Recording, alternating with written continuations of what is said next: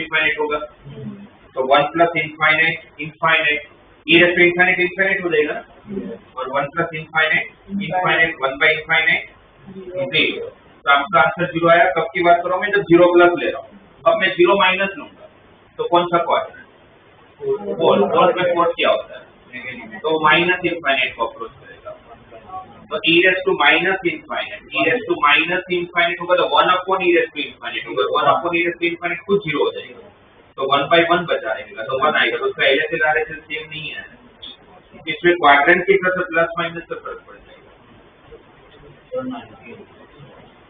19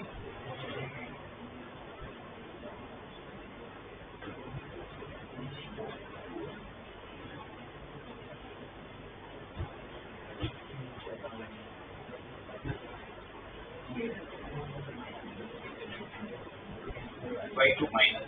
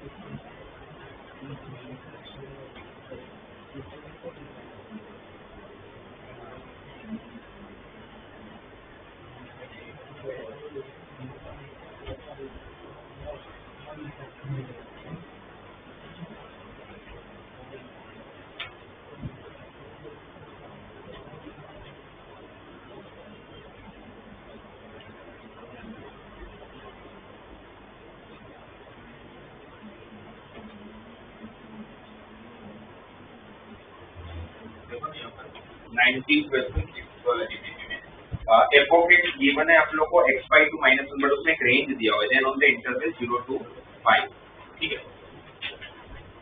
तो f of x अगर x by 2 minus 1, it means LCM लेके नहीं बनेगा x minus 2 by 2। चारों ऑप्शन में 1 by f of x हमको चेक करना है, तीन ऑप्शन का 1 by f of x check करना है। तो f of x का रेसिप्रोकल क्या हो जाएगा, 2 upon x minus 2, और 2 upon x minus 2 डिसकंटीन्यूअस होगा। कहां डिसकंटीन्यूअस होगा, कहां पर डिसकंटीन्यूअस होगा, 2 में। देखो ये तो कंफर्म है कि 0 to पाई के बीच में 2 आ जाता है। अगर पाई बाय 2 दिया होता तो ये कंटीन्यूअस हो जाता, क्योंकि पाई बाय 2 फिर 1.51 तक ही जाता है, ये 3.14 तक जाएगा, तो उसके बीच में कहीं ना कहीं 2 है, ये डिसकंटीन्यूअस हो गया, ठीक है। उसका अब सी ऑप्शन में उसका इनवर्स भी ढूंढने को बोला है। तो इनवर्स कैसे पता करते थे अपने, इक्वल टू y ले लेते थे। f of x अगर y के इक्वल है तो x क्या हो जाएगा, f इनवर्स y, यहाँ पर x क्या हो जाएगा, 2y plus 2। f inverse y अगर 2y प्लस 2 है तो f इनवर्स x क्या होगा, ये तो एक लीनियर फंक्शन है, ये ऑलवेज कंटीन्यूअस होता है, तो स्टेट लाइन बनेगा, ये कंटीन्यूअस है, ये डिसकंटीन्यूअस। अब क्या बचा, tan f of x, तो tan of f of x of x minus 2y, tan कैसा फंक्शन है, डिसकंटीन्यूअस, बट उन्होंने एक रेंज दिया था आपको, एक रेंज के लिए चेक करना है। तो रेंज में अगर x इज बिटवीन 0 to 5, तो x by 2 is between, sorry x minus 2 is between minus 2 to 5 minus 2, और x minus 2 by 2 करता हूँ, तो -1 से लेके 5 minus 2 by 2 है ना, मतलब एक तरह से 5 by 2 minus 1, 5 by 2 minus 1 मतलब 1.5 minus 1 करूँगा तो 0.57 होगा। और 10 डिसकंटीन्यूअस होता है, बट 10 कहाँ डिसकंटीन्यूअस, मतलब 5 by 2 पे हर 90 के और मल्टीपल, हर 90 के और मल्टीपल पे तो सबसे पहले कौन सा आएगा, 5 by 2 minus 5 by 2, जो सबसे छोटे, 5 by 2 minus 5 जो सबसे छोटे वही इनकी रेंज में, तो फिर इसका क्या हो जाएगा, 10f of x कंटिन्यूस हो जाएगा। वो रेंज नहीं दिया होता तो 10 डिसकंटिन्यूस हो जाता, और मेनी पॉइंट पर डिसकंटिन्यूस हो जाता। बट यहाँ पर उस रेंज की वजह से 10f of x कंटिन्यूस है, f इनवर्स x कंटिन्यूस, तो C ऑप्शन भी ट्रू है और D ऑप्शन भी ट्रू है। ये मोर देन वन करेक्ट होगा। 21 में B के पॉसिबल होगा। Is discontinuous for all non-positive integers.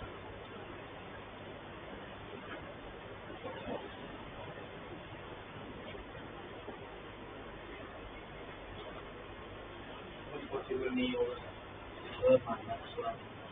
देखोगे तो बी वाले ऑप्शन में अगर आपको बोले कि discontinuous for all non positive integer, non positive integers में कौन कौन आ जाएंगे, 0, -1, माइनस। तो अगर 0 के लिए भी चेक करें अपने, तो 0 प्लस में फंक्शन का आंसर क्या होगा?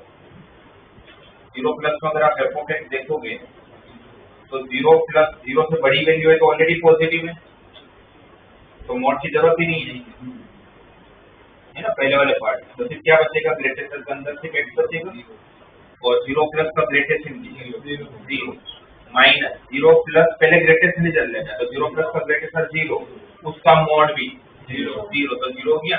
0 माइनस लोगे तो 0 माइनस का अगर आप लोग मॉड हटाते हो तो पहले तो 0 माइनस मतलब नेगेटिव वैल्यू होगी, तो नेगेटिव वैल्यू जो भी होगा पर जैसे मॉड होगा तो 0 प्लस हो जाएगा, 0 प्लस हो जाएगा। जैसे -0.99 लिया, ये -0.01 लिया, तो उसका मॉड लूंगा तो प्लस 0.01 हो जाएगा, तो उसका ग्रेटेस्ट इंटीजर वापस 0 होगा। अब 0 माइनस का अगर आप ग्रेटेस्ट इंटीजर लेते हो तो -1, और -1 का मॉड +1, तो 0 -1 माइनस, तो 0 पे ही वो डिसकंटिन्यूस आ गया। वैसे सारे नंबर के लिए एक और चेक कर लो तो पता कैसे वैसे एक तो वैल्यू पुट करके चेक कर लेना। और फिर रेशियो 7 6 में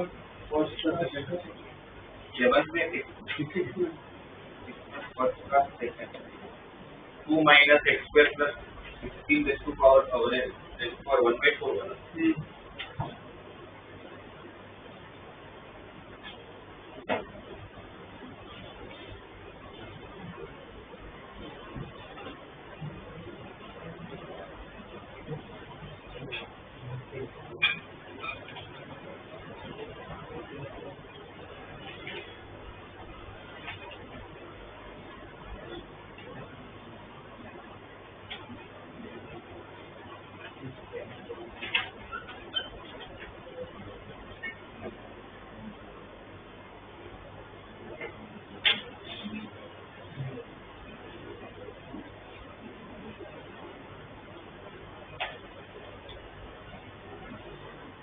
आपको सिर्फ चेक करना है 0 के लिए, आपको किसी को नहीं चेक करना है। तो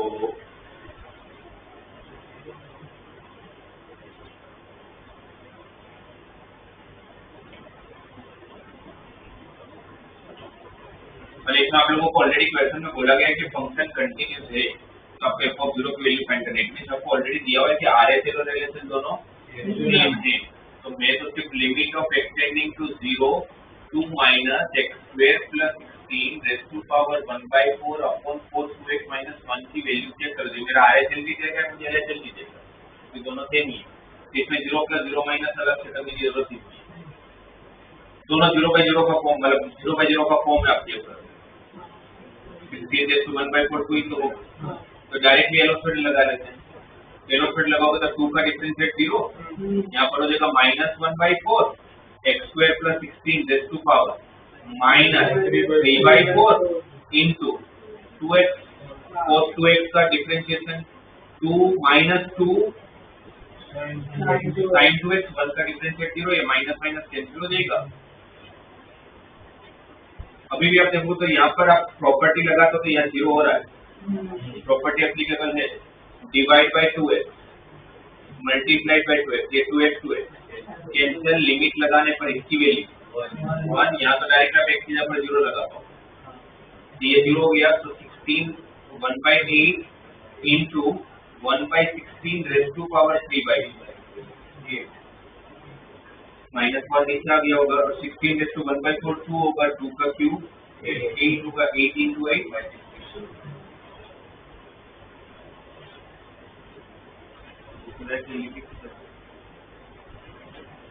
देखो 0 को वैल्यू फाइंड करना, देखिए को यही होना पड़ेगा।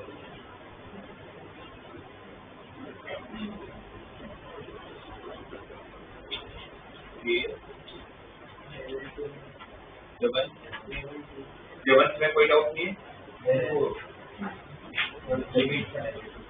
वो बात कौन सा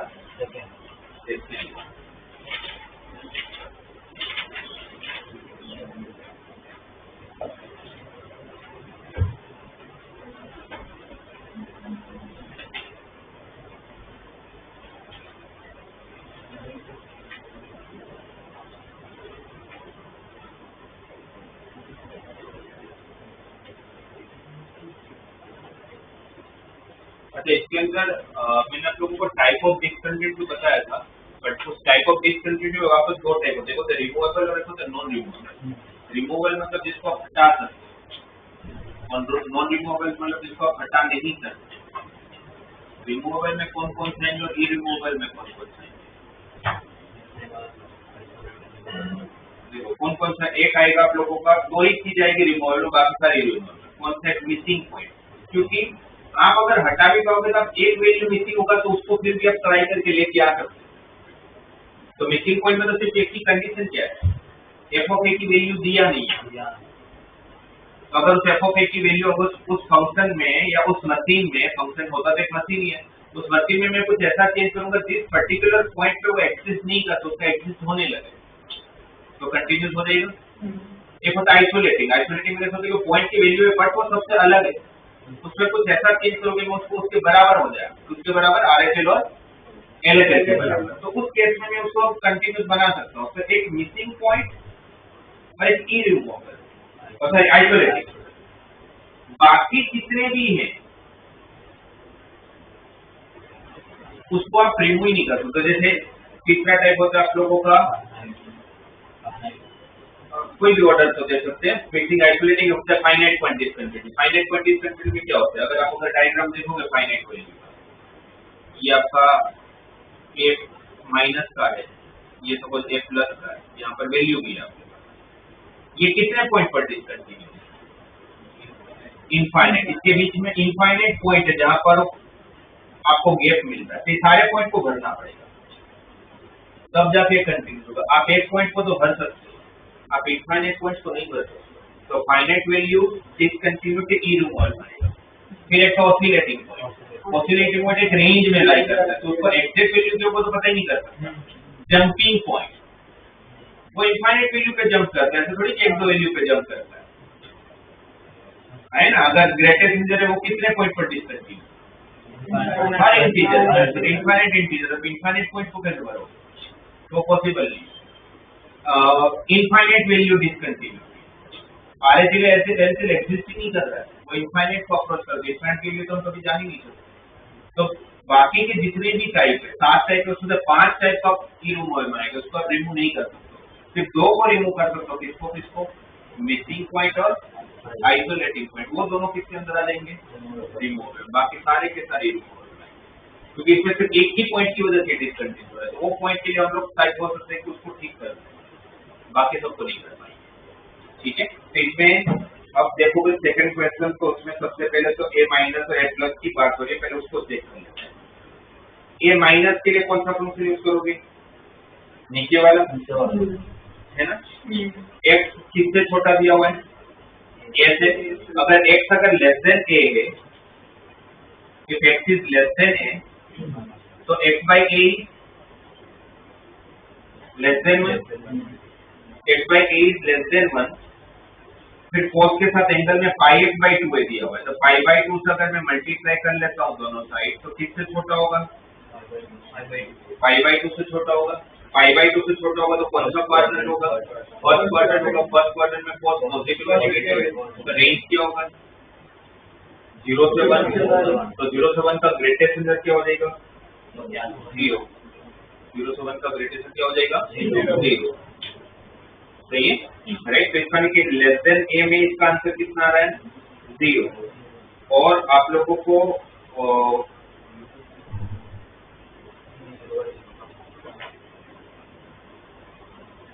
अब ए प्लस में उन लोगों ने ऊपर वाला फंक्शन दिया हुआ है, 0 का फॉर्म नहीं बनता। कौन सा? 0 का फॉर्म नहीं बनता। ग्रेटेस्ट इंटीजर हटा दिया, 0 बनता है ऊपर 0 बन रहा, 0 से 1 की रेंज बन गई। आप वैल्यू ऑलरेडी लिमिट पुट कर चुके हो, लिमिट जब पुट करो तो यहाँ पर जब नीचे आप बोल रहे हो a माइनस एक्स, तो एक्स की वैल्यू तो ले रहे हो, ऐसे छोटी वैल्यू ले रहे हो। ऊपर 0 आ गया तो नीचे फिर कुछ भी है, कोई फर्क नहीं पड़ता, उसका आंसर 0 आ रहा है। और अच्छा एक चीज और, जब मैंने a से डिवाइड किया तो मैंने इनइक्वालिटी चेंज नहीं किया। तो चेंज क्यों नहीं किया? क्योंकि क्वेश्चन में दिया हुआ था कि a ग्रेटर देन 0। अदरवाइज आप ये a को डिवाइड में ले जाते हो तो आपको कैसे पता कि पॉजिटिव होगा कि नेगेटिव? तो इनइक्वालिटी चेंज भी तो होती है जब नेगेटिव वैल्यू से डिवाइड करते हो। तो यहाँ पर क्वेश्चन में ऑलरेडी क्या मेंशन है? a ग्रेटर देन 0 है, इसलिए मैं जब डिवाइड करो तो इनइक्वालिटी को कोई फर्क नहीं पड़ रहा है, राइट। वैसे अब जब a प्लस चेक करेंगे तो x इज ग्रेटर देन है, if x is greater than है तो x by a greater than 1, pi by 2 x by a is greater than pi by 2, greater than pi by 2 होगा तब कौन से quadrant में हो? सेकंड क्वाड्रेंट में। सेकंड क्वाड्रेंट में अच्छा ग्रेटर देन pi by 2 है तो pi x by 2a का ही ग्रेटेस्ट है। 10 के अंदर आप देखोगे तो पूरे में ग्रेटेस्ट इंटीजर नहीं है, सिर्फ और सिर्फ एंगल में ही ग्रेटेस्ट इंटीजर है, और वो एंगल pi by 2 से थोड़ा बड़ा है। तो pi by 2 से थोड़ा बड़ा मतलब 1.57 से थोड़ा बड़ा, मतलब 1 और 2 के बीच में, 1 और 2 के बीच में तो उसका ग्रेटेस्ट इंटीजर 1, तो वो 10 1 हो गया, जिसकी हमें वैल्यू नहीं आती, बस इतना पता है कि वो 1 वैल्यू 1 से बड़ा होगा। कैसे 1 से बड़ा होगा? 57 डिग्री, क्योंकि 1 रेडियन मतलब कितना डिग्री? और 10 कैसा फंक्शन है? 10 45 डिग्री की वैल्यू 1 होती है, तो 10 57 डिग्री की वैल्यू 1 से बड़ी होगी। इसका मतलब है 1 से कुछ तो बड़ी वैल्यू है। इनटू में क्या है? Sine a minus x by 2, तो x अगर ग्रेटर देन है, उसमें x की जगह पर अगर a रखता हूँ तो a माइनस एक्स बाई 2 किसको अप्रोच कर रहा हूँ? 0 को, और साइन 0 की वैल्यू 0 का अप्रोच करेगा। 0 इंटू फिर 10 1 की वैल्यू कुछ भी हो, क्या फर्क पड़ता है? 0 पे अप्रोच करेगा। तो 0 ग्रेटर देन a जो है मतलब a प्लस का जो आंसर है वो अप्रोच 0 को कर रहा है, बट पॉजिटिव में अप्रोच कर रहा है कि नेगेटिव में अप्रोच कर रहा है? x अगर a से बड़ा है तो अगर आप a माइनस एक्स करोगे तो लेस देन 0 आएगा। लेस देन 0 आएगा तो कौन सा क्वाड्रेंट?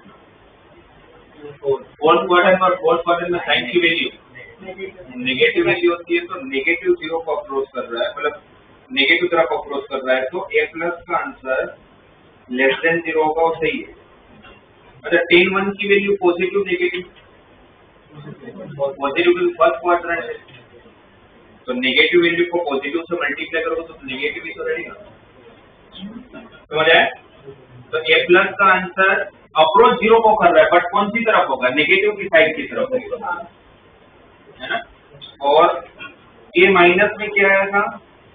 a माइनस में ऊपर क्या हो गया था आप लोगों का? 0 ही हो गया था, तो वो d सही होगा, a गलत होगा पहले तो। फिर अच्छा इसमें RHS रिलेशन दोनों की वैल्यू सेम आ रही है, दोनों ही 0 को अप्रोच कर रहे हैं, सही है। बट क्वेश्चन में क्या नहीं दिया हुआ है?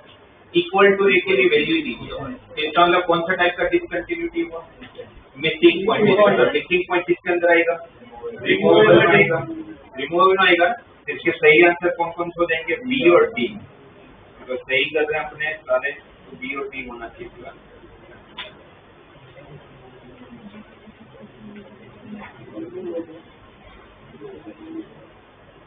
क्या आंसर? आगे बी है।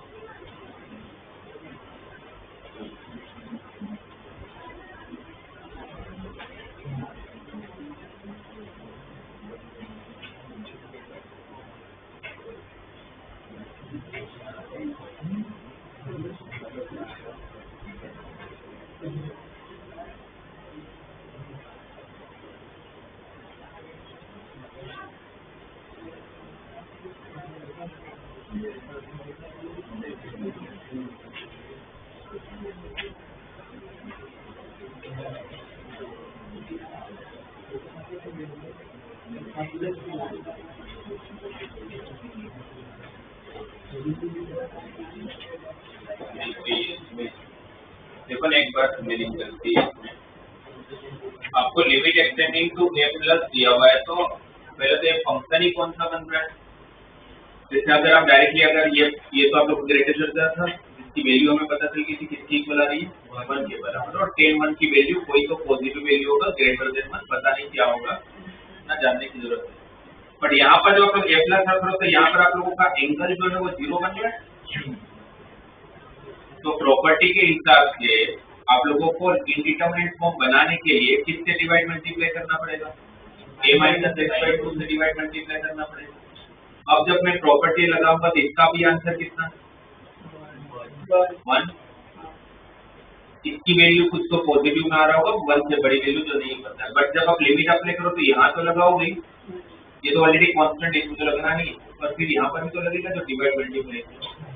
इसमें जब मैं लिमिट लगाऊंगा तो इसका आंसर 1 होगा, बट इसका आंसर किसको अप्रोच कर रहा होगा 0 को, मल्टीप्लाई में, तो यहाँ डिवाइड के तो हमने मल्टीप्लाई तो 0 को अप्रोच कर रहा होगा, तो पूरे वैल्यू अप्रोच किसको करेगी 0 को अप्रोच करेगी, है ना। और उन्होंने ये दिया है कि एफ ऑफ ए प्लस का जो आंसर होगा वो 0 से कोई छोटी वैल्यू को अप्रोच कर रहा होगा, जबकि ये एग्जैक्टली किसको अप्रोच कर रहा है 0 को अप्रोच कर रहा है, राइट।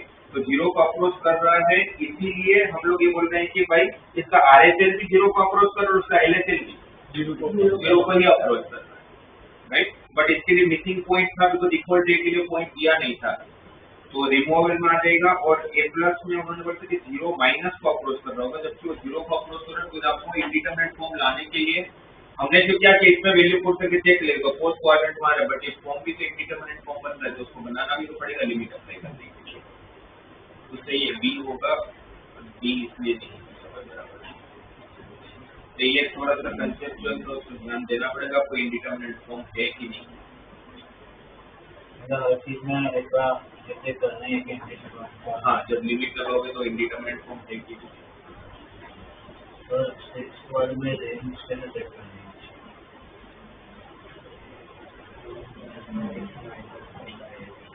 रेंज कैसे चेक करना है, ये रेंज हमें तो इसके ऊपर कैसे सॉल्व करना। 6 में एक कौन सा इंटरवल आई माइनस है ना,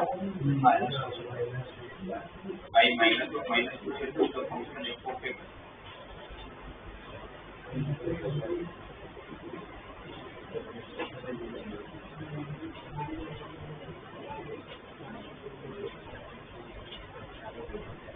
x plus 1 into e raised to power minus of mod of 1 by mod x plus 1 by x।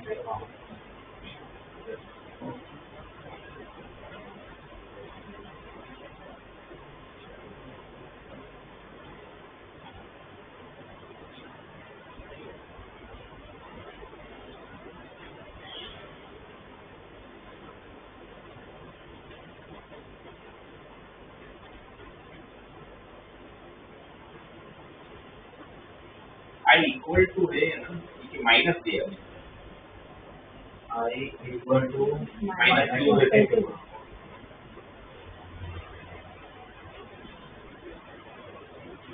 देखो ना, इस क्वेश्चन में 6 वाले क्वेश्चन में ये फंक्शन कहाँ पर ब्रेक हुआ है 0 पे, तो 0 पे चेक करते पहले तो 0 प्लस, जब आप 0 प्लस लोगे ये फंक्शन को 3 पार्ट में डिवाइड कर लेते हैं, क्योंकि मोड को हटाना पड़ेगा, x ग्रेटर देन 0 ले रहा हूँ।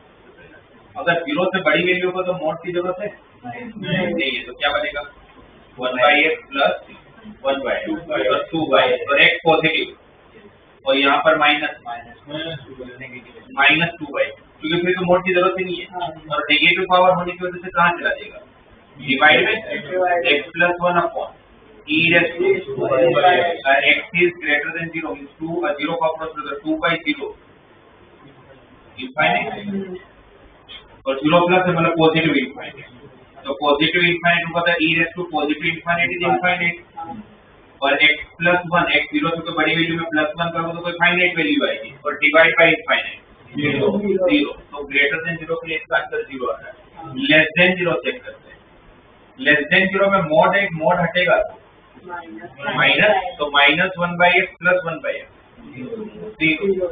0 का मोड 0 e raised to -0 1, तो यहाँ पर फंक्शन ही क्या बचेगा x + 1, करेक्ट, और इक्वल टू 0 के लिए, इक्वल टू 0 के लिए क्या दिया हुआ है 0, करेक्ट, ग्रेटर देन 0 में आपका आंसर कितना है 0, लेस देन 0 में आप लोगों का आंसर क्या हो जाएगा x + 1 फंक्शन में आप 0 रख दूंगा तो आंसर कितना आएगा 1, और इक्वल टू 0 के लिए 0 है, तो इसका RHS और f of 0 सेम है but not equal to LHS, ये दोनों 0 है बट ये 1 है। तो अब चेक करते हैं पूछा गया है, is continuous for x belongs to on the i की वैल्यू जो -2 से 2 था उसके बीच में हमेशा कंटिन्यूअस होगा x से 0, देखो b तो ट्रू, b तो ट्रू हो गया। अब a में क्या दिया continuous for all values of x belongs to i, तो गलत हो गया, i के अंदर भी तो 0 है और 0 पे फंक्शन डिसकंटिन्यूअस हो रहा है। हमें ये तो पता है कि 0 के अलावा बाकी सब रहेगी ना, मतलब सब कंटिन्यूअस ही होगा।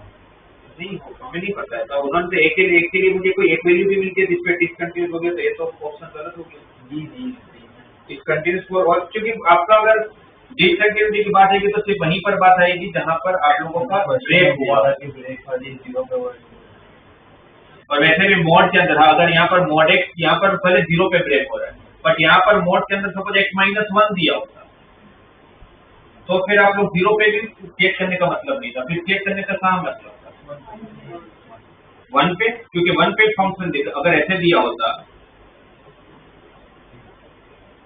तो फिर मैं चेक किस पे करता, 0 पे तो करता ही करता बट साथ में 1 पे नहीं करता, क्योंकि ये फंक्शन 1 पे ब्रेक हुआ, बट यहाँ पर कैसा था कि फंक्शन भी 0 पे ब्रेक हुआ और मोड भी 0 पे ही ब्रेक हो रहा है, तो बाकी सबके लिए चेक करने की जरूरत है। और उसका C assumes all intermediate values from f of -2 and f of 2 as a maximum value equal to 3/. अच्छा, अब इसका मैक्सिमम और मिनिमम वैल्यू कैसे चेक करोगे, वैसे इसमें मोर देन 1 करेक्ट में सिंगल में, वरना देखो अभी तो आप लोगों को सिर्फ बता सकता हूँ कि करते कैसा अगर ये करना होता तो assume all intermediate values from f of -2 and f of 2 has maximum value equal to 3/, वो मैक्सिमम मिनिमम वैल्यू मुझे कैसे पता चलता है, दो तरीके से पता करता मैं, एक ये चेक कर लेता कि फंक्शन की टेंडेंसी कैसी है, इंक्रीजिंग है कि डिक्रीजिंग है, अगर और वो कैसे चेक करते हैं इंक्रीजिंग डिक्रीजिंग, डिफरेंशिएशन करते हैं, अगर जहां पर ग्रेटर देन 0 बनता है डिफरेंशियल वहां पर वो इंक्रीजिंग होता है, जहां पर लेस देन 0 बनता है वहां पर डिक्रीजिंग होता है। अगर ये फंक्शन अगर स्ट्रिक्टली इंक्रीजिंग होता तो सबसे बड़ी वैल्यू 2 पे देता, और अगर डिक्रीजिंग होता तो सबसे छोटी वैल्यू -2, तो इसलिए मुझे उसकी टेंडेंसी जाननी पड़ती, बट इसमें तो चलो सिंगल चॉइस है तो हमें पता चल गया बी।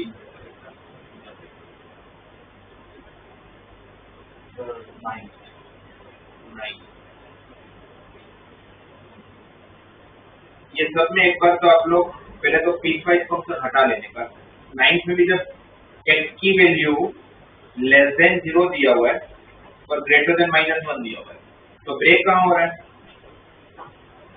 0 पे, -1 से 0 के बीच में ग्रेटेस्ट इंटीजर का आंसर -1, तो माइनस और ग्रेटेस्ट का स्क्वायर करना है, तो -1 का स्क्वायर, तो फंक्शन ही क्या बचेगा फिर x into log 1 + x of 2, एक बार हमेशा हर क्वेश्चन में पीस वाइज फंक्शन हटा लिया करो, उसके बाद चेक करो। तो F of x is given x into log 1 plus x of 2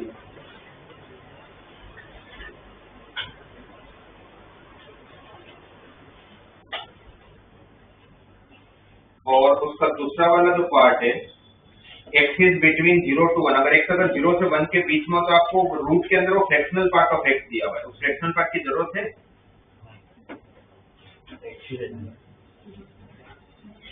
fractional part जब आप 0 से बड़ा लेते हो, 0 प्लस लेते हो, तो फ्रैक्शनल पार्ट की जरूरत पड़ेगी आपको।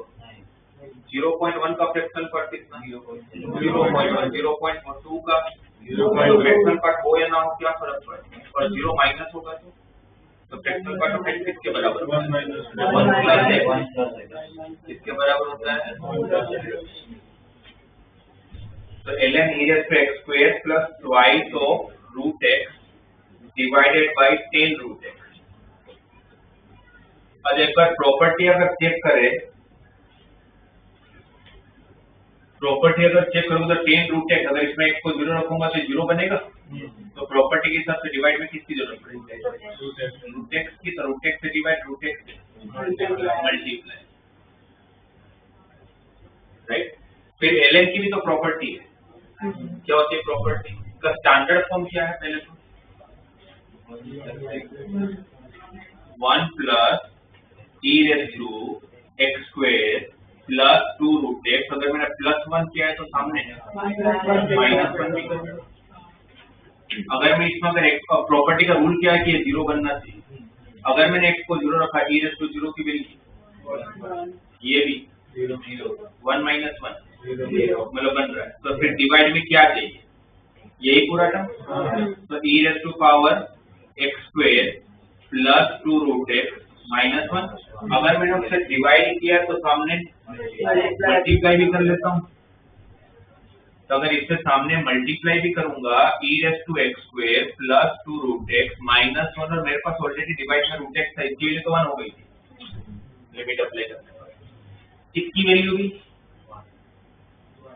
1 हो जाएगी, सिर्फ लिमिट अब वहां लगेगा।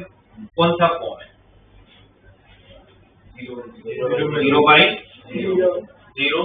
तो 0/0 का फॉर्म है तो एल हॉस्पिटल लगा लेते हैं, क्योंकि प्रॉपर्टी लगनी ही है, क्योंकि बहुत सारे फंक्शन एक साथ यूज हो रहे हैं। इसका differentiation e raised to x square into 2 root x का 2/2 रूट x,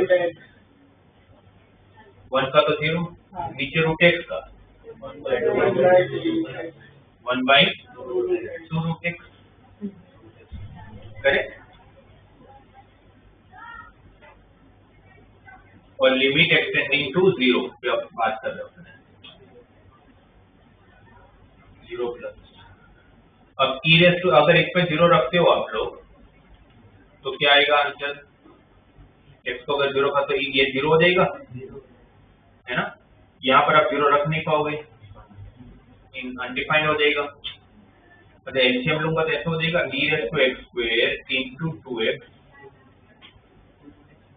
into 2x। अच्छा पहले ये 0/0 था, हाँ जी, into root x plus 1 divided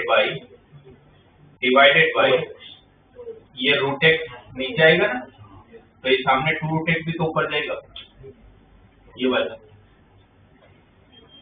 है ना। तो ये रूट x और ये रूट x, उसके बाद अब मैं लिमिट लगाऊंगा। तो जब आप लिमिट लगाऊंगा तो इसकी वैल्यू 0, ये 1 बचा इंटू 2। तो हमारा RHL का आंसर 2 आ रहा है, हमारा RHL का आंसर 2 आया। अब LHL की अगर बात करेंगे तो इससे चेक क्या करना चाहिए वो तो पता कर लेते हैं। कंटिन्यूटी पहले तो चेक करनी है आप लोगों को x = 0 के लिए, ठीक है। LHL को कैसे